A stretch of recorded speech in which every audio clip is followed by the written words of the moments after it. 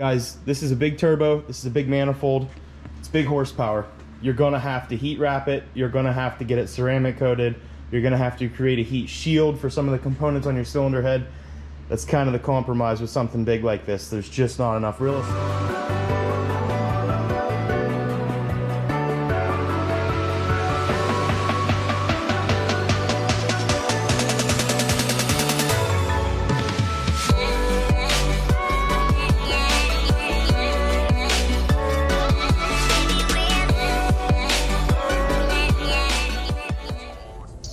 What's going on YouTube? It's Bruce with Bruce Custom Motors, bringing you guys another official video. For the new subscribers and the people that are just tapping into this series, please make sure you watch part 1, part 2, and now part 3. I'm going to keep this series going step by step. I appreciate everyone's patience to this project. I want this to be something that can give you guys every specific step it takes to have a big turbo build on your Audi. I'm going to show you guys trials and tribulations, the challenges to get to this point. The ultimate goal is for you guys to be able to have a diagram and a template to where you can also have a big turbo build.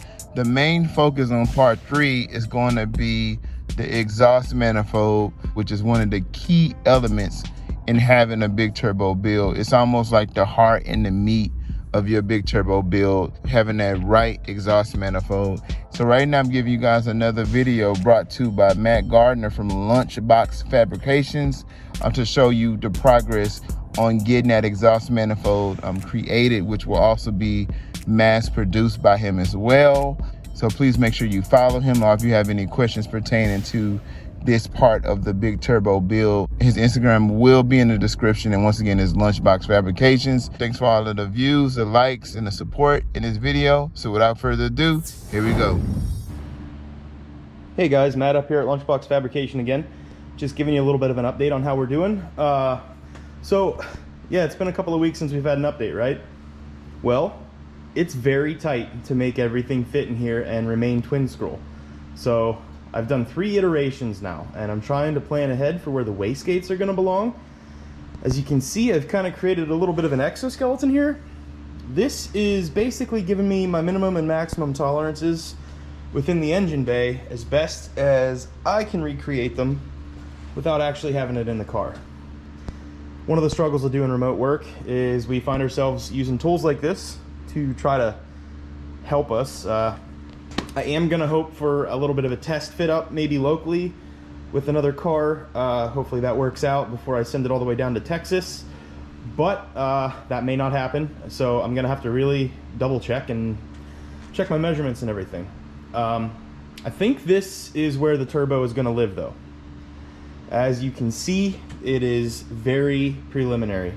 I have the first runner mocked up, and I had all 4 runners mocked up and decided I didn't like how the turbo sat and how it was going to give me very minimal clearance for a downpipe. As you can see, I just have a little 3-inch elbow here, which is what most of you guys are probably going to run on this, 3-inch elbow. And as you can see, we're going to have a pie cutter too to get it square, and then it's going to zip right down between what would be your strut tower and the rest of the components on the side of your cylinder head. Guys, this is a big turbo, this is a big manifold, it's big horsepower. You're gonna have to heat wrap it, you're gonna have to get it ceramic coated, you're gonna have to create a heat shield for some of the components on your cylinder head. That's kind of the compromise with something big like this. Real estate. This right here, as you can see, is gonna be your strut tower. This right here is gonna be all the components that hang off the side of your cylinder head. This right here is going to be your frame rail right here, and this right here is where your factory airbox sits. Your downpipe is going to be coming right through here somewhere. I'm hoping that I'll be able to offer a downpipe at some point. That's going to have to be after I get the prototype manifold put together. Now I got to finish out these runners, and then I got to find a home for 2 wastegates. I think the wastegates are gonna live on the low side right here for this back bank, and then I'm gonna have to incorporate one right here and bring it up here Hopefully we have enough room, but I got to get my runners placed, and then that will be the next challenge. Appreciate you guys being patient with me. I want to be able to offer something that's going to fit a lot of applications, and the fact that this is twin scroll is definitely adding an element of complexity to it. Basically because of how you have to pair the cylinders. I don't know if you guys are familiar or not, but one bank has to provide one scroll of the turbo with air, and the other bank has to provide the other scroll of the turbo with air, and they have to be paired correctly. On a 4-cylinder, you're going to want cylinder number 1 and number 4 going into one bank, and the 2 center cylinders, number 2 and 3, have to go into the other bank. That changes how you route a manifold.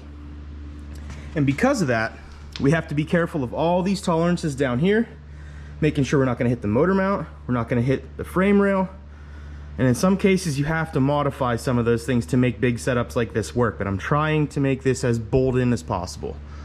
I also have to consider my oil drain coming out of the bottom of the turbo, and where the intercooler plumbing is going to go. It's going to be very tight.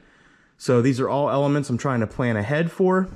And another thing that caused me a lot of grief is you notice how that cylinder head is angled. I'm using this angle finder. You'll see it should be right at about 20. If you notice when you open your engine bay, you don't think about it because the top of the engine is flat. They have that cover on there. But the engine is actually banked or slanted at about 20 degrees. And that adds for another element of complexity. I originally built my first setup without putting that into consideration. That changed everything. So I had to tear it all apart. And now I'm on the 3rd iteration, and hopefully the last one, of where everything is going to live. So thank you guys for being patient, and hopefully this turns out to be a really good option for you guys that really want to take the 2-liter setups a lot farther than anybody else does, and I want to be the person that can provide that for you. So please be patient. I know I'm putting the time in, and I'm trying to do a well thought out process here for you guys. So I will be giving updates, more photos and everything as the progress goes. And thank you guys for tuning in. Thank you guys for following Bruce, and you'll see me again soon. Thanks.